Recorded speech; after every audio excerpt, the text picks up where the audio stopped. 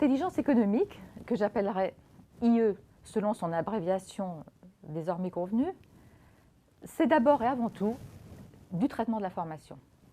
Et ce, pour en tirer trois choses.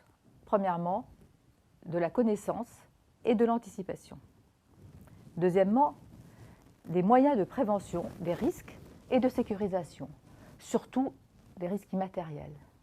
Et enfin, des outils pour des stratégies d'influence, c'est-à-dire pour agir le plus possible sur son environnement extérieur et le subir le moins possible, c'est-à-dire pour que les autres ne le fassent pas à votre place. L'IE est fille de la mondialisation des échanges et du développement foudroyant du numérique. Lui-même information, le numérique est devenu un vecteur privilégié des informations de tous ordres qui nous parviennent et dont il entraîne une profusion sans précédent. Le numérique a transformé l'information en une énergie, il faut le voir comme une énergie, l'information, qui est devenue aussi stratégique pour l'économie et pour le politique que des énergies physiques comme le pétrole ou le gaz. Il est d'ailleurs symptomatique de voir que les plus grosses capitalisations boursières mondiales appartiennent aujourd'hui aux géants du numérique et de l'Internet. Et ce n'est pas terminé. D'ailleurs, le numérique intéresse autant les investisseurs que les militaires et les politiques quand ils sont avisés. Le numérique permet de produire, transporter et livrer à domicile, en quelque sorte, des contenus, des idées, des modèles de pensée, des rumeurs.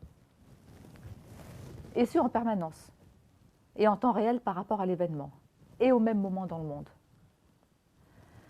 Les technologies de l'information facilitent l'adhésion de groupes entiers. L'influence éthique le fait par la conviction, et puis des influences moins éthiques le font par la manipulation individuelle ou collective. Mais tout cela est facilité par les outils numériques. L'information, comme toute énergie, peut être utilisée à toutes sortes de fins, des plus pures aux plus criminelles. Chacun peut utiliser de plus en plus facilement l'information et donc le fera selon sa morale et en l'absence de loi mondiale, pour en faire soit un instrument de profit, ou soit un instrument de puissance, soit un instrument d'intérêt général. Ces jeux d'information et d'influence sont omniprésents. Alors ils l'ont toujours été, mais le numérique les facilite, les décuple, voire les centuple. Or, la formation à leur mécanisme est très peu développée, en tout cas en France. Il existe un texte ministériel de septembre 2011 qui a prévu d'étendre, pour l'instant de manière pilote, un enseignement minimal d'intelligence économique à tous les étudiants du supérieur. Il était bien temps, mais nous pensons que l'on pourrait former les élèves dès le collège au traitement de l'information issue du numérique. L'information et l'influence, nouvelles énergies propagées par le numérique, ont déjà complètement redistribué les cartes de la puissance, d'un point de vue géoéconomique, depuis une trentaine d'années.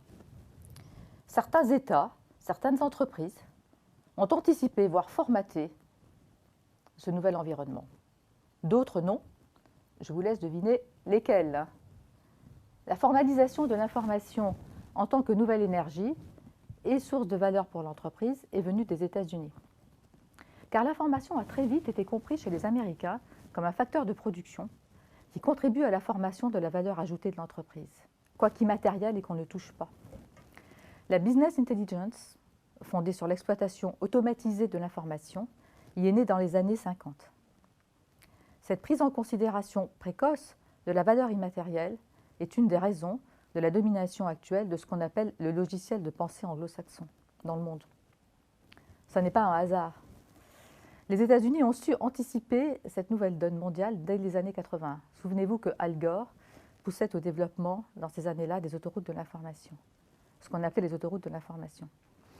Les pays européens n'ont commencé à s'organiser que plus tard, lorsque le nouveau monde du web appartenait déjà aux Microsoft, Cisco, Apple, Google, Amazon, qui ont été suivis pour le Web 2, par Facebook, Twitter, Google+, etc. Aucune entreprise européenne ne règne sur l'Internet au même niveau que les entreprises américaines.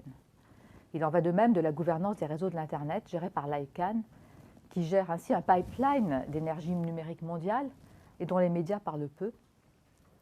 Dans tous ces domaines, les Européens ont suivi mais pas initié, alors même qui disposaient à la même époque en leur sein de technologies de pointe, par exemple le Minitel, dont leurs créateurs, souvent des Français d'ailleurs, n'ont su que faire en termes d'influence économique, culturelle et politique. Au petit niveau du politique, le numérique devient un outil privilégié de campagne, qui a été initié en France par Ségolène Royal, qui avait un directeur de campagne numérique, qui a innové en 2007 en utilisant le web et ses réseaux.